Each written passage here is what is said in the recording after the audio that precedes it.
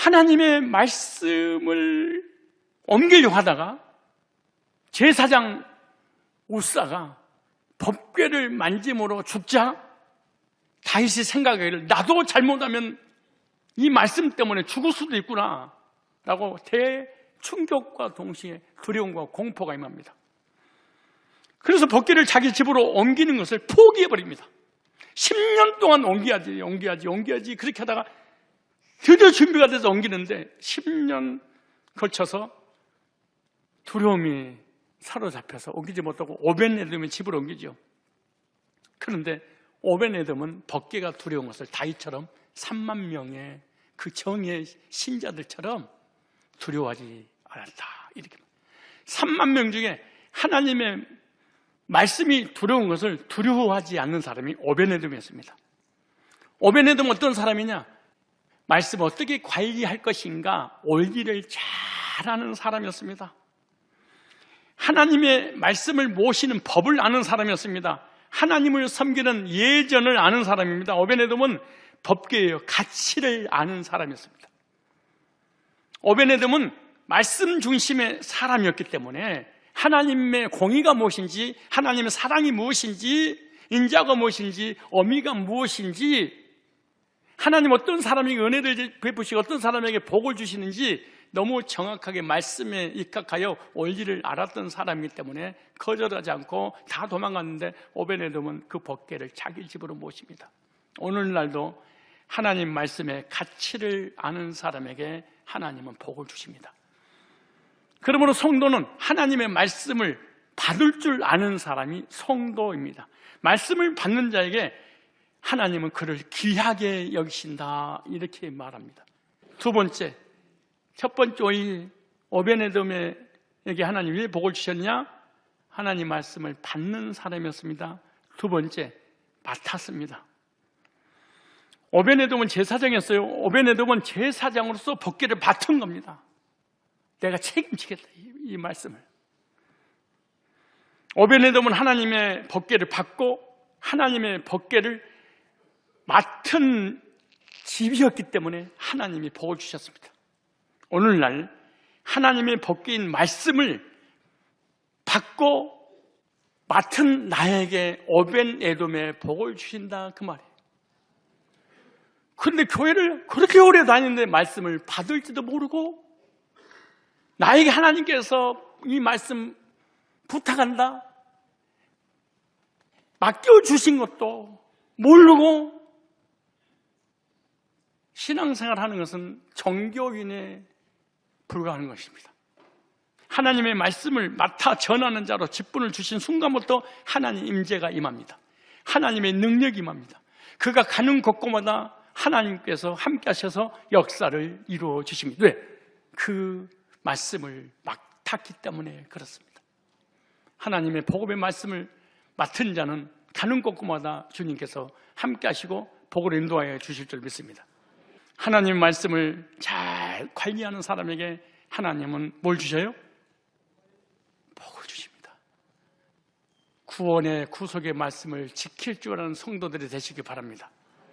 복음을 잘 전하고 복음을 잘 지키면 인자와 진리로 네게서 떠나지 않게 그것을 네 목에 매어 네 마음판에 새기라.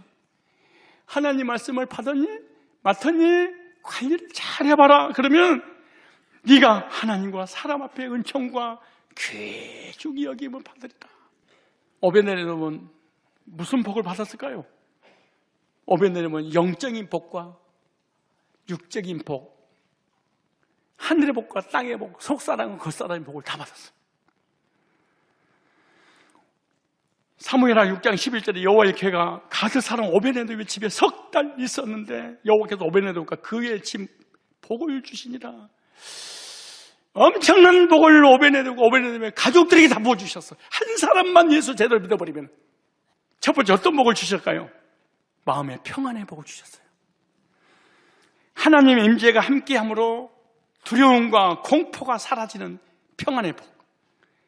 하나님의 말씀을 받고 말씀을 맡고 말씀의 관리를 하고 말씀을 전하는 자가 됐더니 하나님께서 평안과 기쁨과 행복이 넘치게 주셨습니다. 말씀을 받은 자들에게 하나님은 평안의 복을 주시는구나. 여러분 평안하십니까? 여러분에게 평안이 없다는 것은 말씀을 우습게 여긴 거야. 그리고 말씀이 단 한 번도 하루도 이틀도 내 속에 머물리지 않아. 근데 석 달을 머물리더라. 두 번째, 육적인 복을 주셨습니다. 소유의 복입니다. 그 가정에 양과 소와 낙타가 번성하고 많아지는 복입니다. 그리고 자기가 소유하고 있었던 땅을 하나님께서 복을 주셨는데 많은 소출이 나도록, 우리를 얘기하는 직장에, 사업에 하나님께서 형통케 해주시는 복. 세 번째 복입니다. 자녀의 복을 주셨어요. 역대상 26장 8절에 이는 다 오베네돔의 자손이라. 저희와 그 아들들과 그 형제들은 다 능력이 있어. 근데 여기 중요한 말씀이 있어요. 그 직무를 잘하는 자니 오베네돔에게서 난 자가 62명이라. 오베네돔의 집에 자녀가 60 몇 명이에요? 62명인데 한 사람도 빠짐없이 다 능력을 주시고 은혜를 주시고 복을 부어버렸어요. 근데 62명 모두에게 하나님이 이래 능력 있어. 하나님이 모든 62명의 탤런트를 준 거야. 은사를 줘서 복을 쏟아 부어주신 거야. 하나님 말씀 받고 맡아서 관리해서 전하니까 그 형제들 한 능력이 있어. 그 직무를 잘하는 자니 62명의 하나님의 은사를 줘서 교회에서 다 쓰임받도록 후손 대대로 하나님의 교회에서 성구를 관리하는 직무가 주셨어. 역대상 26장 12절에 이 상은 다 문지기의 반장으로서 그 형제처럼 직임으로도 여호와의 전에서 섬기는 자라.